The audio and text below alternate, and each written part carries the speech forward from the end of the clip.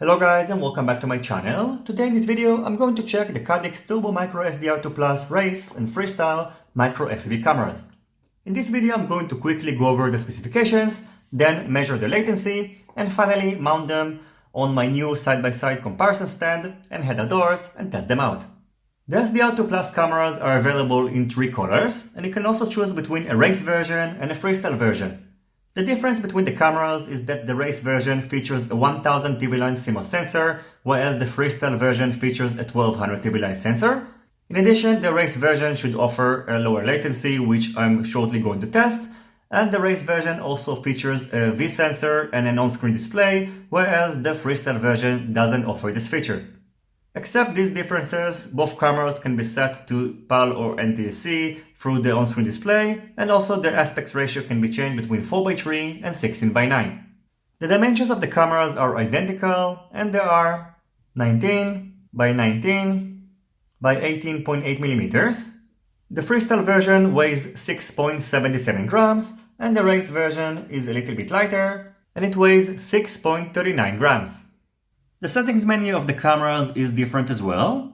Now I've got the race version connected. Short pressing the joystick button is going to take us to this menu where we can adjust the picture, set the day and night mode, set up the white balance, change the language, and you can also perform a camera reset. Tilting the joystick button to the top is going to take us to the on-screen display menu where you can set the call name, set the alarm, choose whether to display the pilot name, timer, the voltage, and also their position.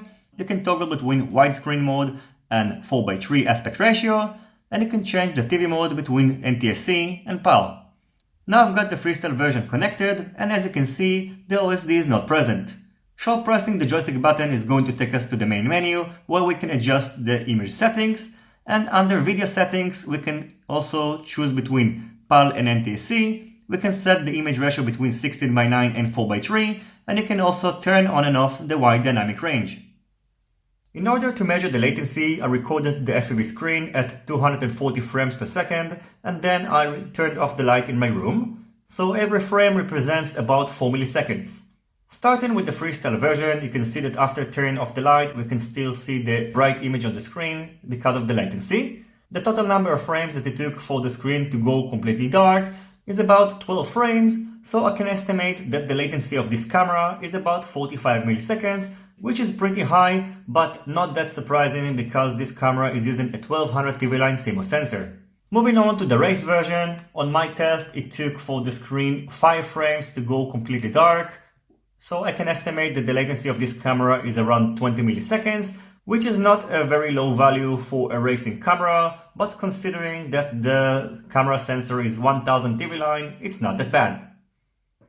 The next thing I've done is to mount the Caddx SDR2 Plus freestyle and race cameras side by side. The video is going to be directly recorded to a Runcam DVR, and now I'm going to head outdoors and test them in different lighting situations. So I hope you will enjoy the rest of this video. As always, if you have any questions about any of these cameras, feel free to ask it in the comment section down below. Don't forget to leave a thumbs up if you like this video, and consider subscribing to my channel and hitting the notification bell if you're not already subscribed. See you in my next videos, and goodbye.